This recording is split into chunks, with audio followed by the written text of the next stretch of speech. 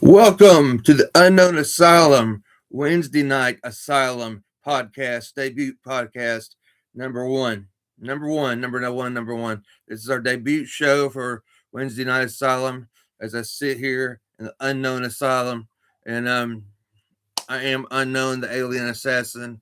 I will be your host for this podcast. As you can see, I don't have some fancy studio. I don't have a bunch of people sitting beside me. It's just me and you, me and the viewer. And what I want to talk about tonight is three different things. Number one, how the adult subscription industry is affecting wrestling. Number two, what is going on with Ted DiBiase Jr.? Number three, is Jonathan Grisham coming back way too soon after having 2 strokes last August? That's what I'm going to get on today. That's what I'm going to talk about today. And the first journey brings us to December 22nd. No, December 2022. This December 2022. Our journey brings me to December 2022 when Mandy Rose dropped the belt on NXT. I can't remember who she dropped the belt to. Don't ask me. But she dropped the belt on NXT. Then a short time later, she got wished her future endeavors. Why? Because of images she posted on her fan site. All right, you follow me? Images made for adults, and don't ask me what those images were. Don't ask me how graphic they were or anything like that. I do not know. I just know she got fired December 2022 because of that. And within 1 week, she made $500,000 on that fan site. $500,000 more on that fan site, and has been credited to say, she has made over $1 million on her fan site, and that she's never going to wrestle again. Let's go back to let's go back to recently, the most recent hottest WWE female wrestler, diva, whatever you want to call them, Cora Jade, now known as Elena Black. Elena Black. She's been rumored saying the same stuff. You know, WWE didn't fire her like they did Mandy Rose over the the content on the site. As far as I know, Alana Black started her site after she was released by WWE, but she's been credited to saying the same stuff, same exact stuff. And she's never going back to WWE again. She's never going back to wrestling again. She's making a whole lot more money doing this stuff online with her fans, and than she is wrestling. And you know what? I don't know what to say about that. I don't know if there's just more people into the adult industry world than there is wrestling or what. I don't know. I don't get it. Or it's like, I wonder how many of these people that are fans on these sites are actual wrestling fans too. I mean, I don't get it. And another thing I don't get is like, how bad did those pictures of Mandy Rhodes have to be when you had Shawn Michaels posing for girly magazines in the 90s? Now look, I embarrassingly picked up one of those girly magazines in the 90s. It didn't have any rappers over it or nothing. I was just a kid, and I flipped it open. I saw more Shawn Michaels than I wanted to see, to be honest with you. But I mean, you had Shawn Michaels and Playgirl, and then you had a number of different female WWE female WWE female superstars on in Playboy. I mean, the list goes on and on with that. I mean, honest to God, the list goes on and on, from Sable to China to Christy Hemme, and there's just a whole list, laundry list. It's a laundry list, and it's like, so how bad did Mandy Rose's content have to be for WWE to say, "Whoa, let's back up. This doesn't go along with our code of conduct. This doesn't go along with the code of conduct." I mean, honestly, I don't know. I don't know that at all. I mean, it makes no sense to me. I mean, it's like, does it make me want to go look? No. I don't want to pay for something like that. I just don't. And but it makes me wonder though. It's like, how bad did it have to be for it to get that far? And so then I hear I know Jordan Grace had an OnlyFans at one time, and she since deleted it since she went to work for WWE. So I mean, but there's a number of female wrestlers going to OnlyFans. It's like that's their plan B. Go on OnlyFans, post whatever pictures you want to post, whether it's explicit images or whether it's just workout videos or what. I mean, you have some guy wanting to subscribe. I mean, honestly, you would. It's just like it's their backup plan. It's like, if Hollywood doesn't work out, I'm going to go to a fan site. I mean, if wrestling doesn't work out, then Hollywood doesn't work out, I'm going to go to a fan site. And it's like, who, the Mandy Roses and the Elena Blacks is out there, making an attention for these other female wrestlers, because it's like, I made $1 million in 2 weeks. It's like, daggum, are they even paying you $1 million in a year in NXT? I mean, or even in WWE. I mean, if you're not like a big time main event star, I mean, how much money are you making? Oh God, I'm telling you, it's just crazy. I know this is an old topic, but I had to bring it up because I am the podcast that isn't afraid to touch sensitive materials like this. I am the podcast that isn't afraid to touch sensitive materials like this, and I'm not afraid to go into what is really going on in different parts of the wrestling world, and some of those parts you might not even want to be in. I mean, honestly, I mean, from the Attitude Era to now, I mean, let's say OnlyFans was, let's say these fan sites, these adult fan sites were around in the WWE Attitude Era. Would it have been as big of a deal? There's my question.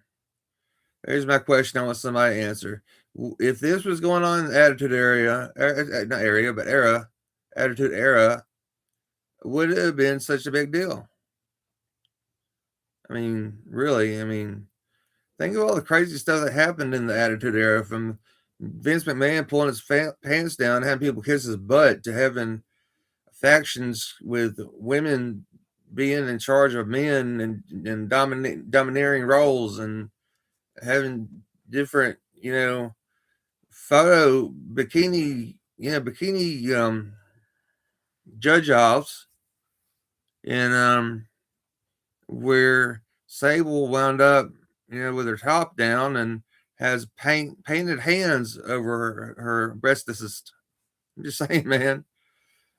If the subscription sites were around in the WWE Attitude Era, would it be as big of a deal as it is today? Would the code of conduct be as big a deal as it is today? And let's scratch that. Let's don't just include women and the divas in the Attitude Era. Look at D-Generation X. Look, I love D-Generation X. I loved all versions of D-Generation X. But they Whew. I mean, if I mean, most people wouldn't let their kids watch it today on a DVD, much less tune in on a Monday night at 8 o'clock or 9 o'clock, whatever time it came on. And just like, just crazy, man. Just crazy. It's just like the things DX said, things DX did, the pranks. You know, if you were ever one of those kids that were watching the wrestling in your living room, you're like this with the remote, getting ready to turn it so you know your mom didn't walk in on something, and in the Attitude Era, that she didn't want you to see, or you didn't want her to see. I mean, honest to God, it's just that. It's just that situation. You're there. Last button, last button, last button, and the last button was like the Disney Channel or something, or National Geographic. It'd probably be like your last view channel on there would be like National Geographic or History Channel or something. Your mom come in and pop the button, she gets shot to the History Channel or the National Geographic, and your mom be like, "I know you're not watching that." I mean, let me see that remote. She come in there, hit the back button, and then it's like all sorts of craziness of the Attitude Era at its finest. Man, I miss the Attitude Era. I'm just, I don't know. I do not know. I tried to, when I decided to do this topic, I've tried to make sense out of it, and I can't make any more sense out of this topic as I can the next topic. The next topic, and that next topic is speaking of sense, priceless, simply priceless. Let's just say money wise, money bags. I mean, when I was watching WWE, when Mr. Perfect Son debuted, Kurt Hawkins? I can't remember what his name was. And then Ted DiBiase Jr. debuted, and Cody Rhodes and all the second and third generation people. It's like I never thought I'd be reporting on on these allegations that are over Ted DiBiase Jr.'s head this week, which are the following allegations. It's the allegations is that Ted Jr. received money up front for a nonprofit organization, nonprofit teenage program outreach program. All right, he received that money up front, and the prosecution claims instead of using the money for this nonprofit, Ted DiBiase Jr. made payments. Wait, I'm sorry. I'm trying to read my notes. Oh yeah, yeah. All right. Instead of using the nonprofit for the money for the nonprofit where the programs are, Ted DiBiase Jr. used it on buying a boat, buying a house, other luxurious things, and he's facing a hard time, man. He's facing a hard time. His he's being faced with welfare fraud. I'm just going to get my little notebook right here, and he's being faced with welfare fraud in Mississippi, conspiracy to commit fraud, theft of federal funds, 1 count, 6 counts of wire fraud, 2 counts of theft of federal funds, and 4 counts of money laundering. And these aren't I'm going to put you in jail. I'm going to bring you to the jail, to the station. I'm going to write you a little desk ticket and send you on your way. No, listen to this. He can have 10 years per every theft of money laundering charge. He can be sentenced 10 years per charge of that. He can be sentenced to 5 years for any conspiracy charges and 20 years for any for all 6 wire frauds. Well, but for all 6 wire fraud charges, if you got charged with that. I mean, this guy, Ted DiBiase Jr., who I loved, I liked him. I liked him when he wrestled. I really did. I figured I didn't think it would be Randy Orton and Cody Rhodes here now. I figured like a lot of these all other wrestlers' sons and would be here too, like Mr. Perfect's son, who's still in the Royal Rumble match. And but it's like, but I never dreamed that. I mean, honest to God, I never dreamed that Ted DiBiase Jr.'s are going to wind up on an episode of American Greed if they brought that show back. I mean, if that's if he's found guilty, but I mean, I hear I see they're picking the jury this week, and they're going to bring him to trial this week in federal courtroom. This is one trial I wish wasn't federal because the feds don't allow cameras in their courtrooms. The feds don't allow cameras in the courtrooms. I mean, I would much rather watch it on court TV. I really would. I mean, honest to God, I mean, it's sad. It's sad, and I don't know what to say about it. I mean, it's not right. It's not right. I mean, I can't stick by him on this one if it's true. And, if I, as a fan, I couldn't stick by him if it's true if I was on the jury. And it's just like, it's just nuts, man. I don't understand it. It's like, what happened to his wrestling relationship? I mean, he teamed up with Cody Rhodes and won the tag team belts right off the bat. I mean, Priceless got was that their name, Priceless?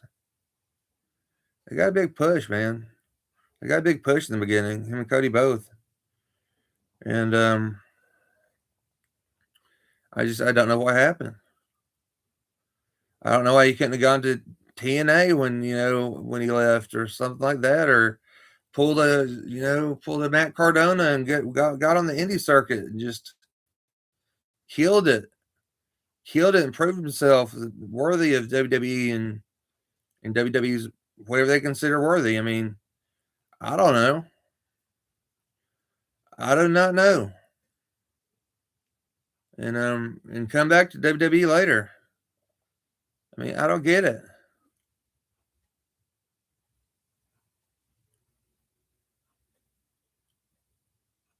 I don't get it. I don't understand it. It's sad. I know that. It's sad that he's, urinated his life away, to put things nicely. It's just like I just don't get it. That's years. I mean, that's the rest of his life. I mean, he has to be. I guess he's in his late 40s, or I don't even think he's in his 50s, but um, I don't have a exact age count on Ted DiBiase Jr., but I don't get it. I mean, I don't get it, and it's one of those things where I don't know. I mean, I just don't. It's hard for me to talk about the subject because I mean I don't understand it other than his greed. It's personal greed. Was he? This is just speculation right now, right? What I'm saying right now is just speculation.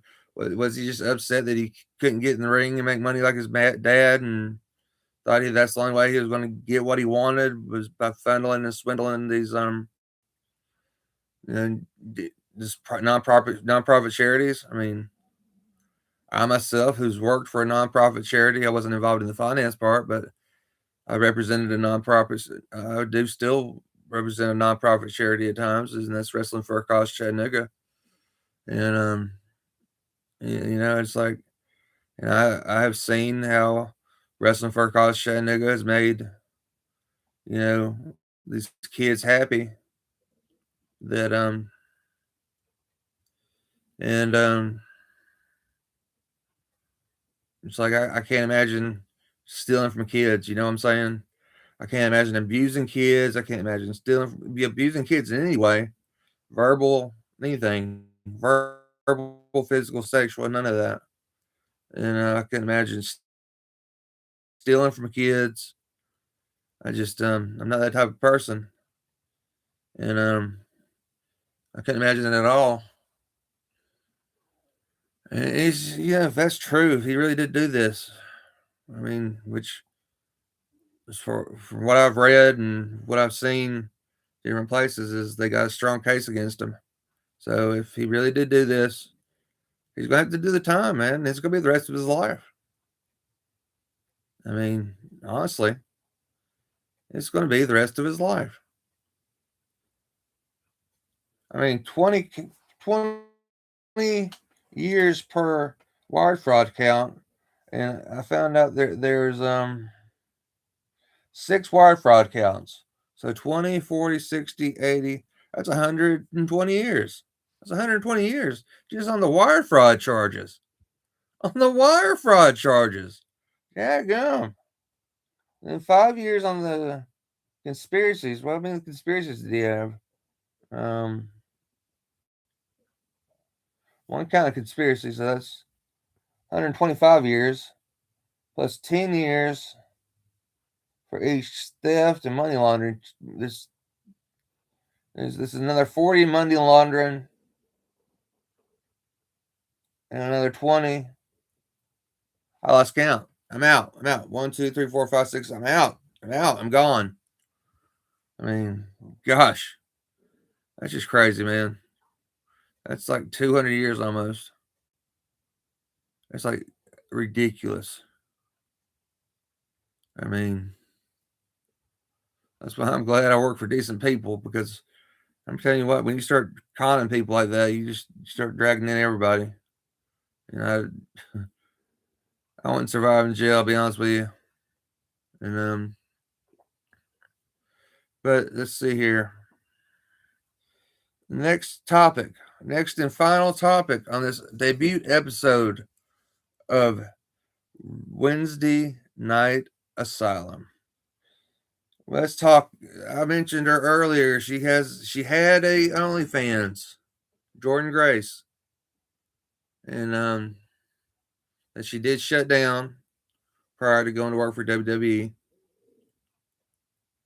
But who's Jordan Grace married to? You don't know? Jonathan Gresham. I've never seen Jonathan Gresham wrestle in person. My biggest story buster for Jonathan Gresham was when he pitched a fit that he had to lose to Cesaro, and he lose the Ring of Honor Championship to Cesaro, and that's when he walked out of the company. And so that's my biggest memory of Jonathan Gresham. Then I find out that Jonathan Gresham had 2 strokes, not one but two, not one but two. 2 strokes last August. So we're talking about August, September, October, November, December, January, 5 months ago. And on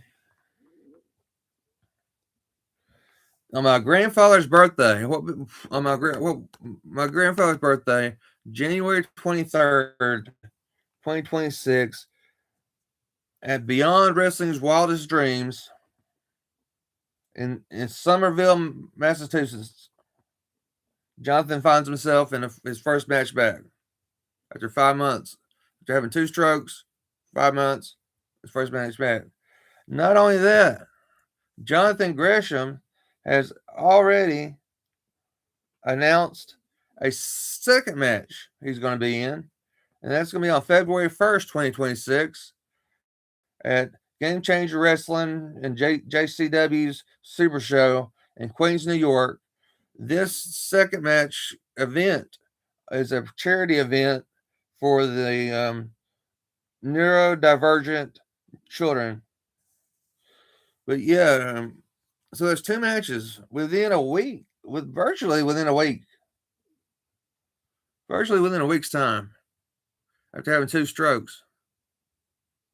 That's crazy, man. I think it's nuts. These people, they get involved in wrestling and they just love it and want to hold on to it and want to, no matter what. It's like, I don't care if you have to push me into the ring in a wheelchair, and use those little electrodes on my heart after the match. I mean, it's just like the movie The Wrestler, right? I mean, like the movie The Wrestler had some facts to it, even though it wasn't a true story. Randy the Ram was addicted to wrestling. He couldn't give it up. I was just, he couldn't give it up. And whether he died at the end of that movie or went off in the sunset, I don't know. But with just by the way it ended, and I don't know, man. It's like I know the strokes affected his speech and movement. And the last time he met Jonathan Gresham was wrestled was at Game Changer Wrestling's Bloodsport on August 2nd, 2025. Gun, where he faced off against WWE's Pete Gunn, former WWE's Pete Gunn, I guess. It's just like, is that just too soon? Is it too soon? I mean, he had to keep some sort of shape in 5 months to be able to just get back in the ring. I mean, maybe Jordan's helping him. I don't know. But I think it's crazy personally. But I like a good underdog story because I am an underdog story. And I will touch on that later in another podcast. But be sure to like and subscribe to the Unknown Asylum YouTube channel. And comment anything you want to comment. Let me know anything you want me to touch on more or any future topics you'd like me to talk about. And because this is the end of the Wednesday night Asylum debut show. And I appreciate all y'all that's watched, all y'all that's tuned in. And thank you all for being part of the Unknown World Order.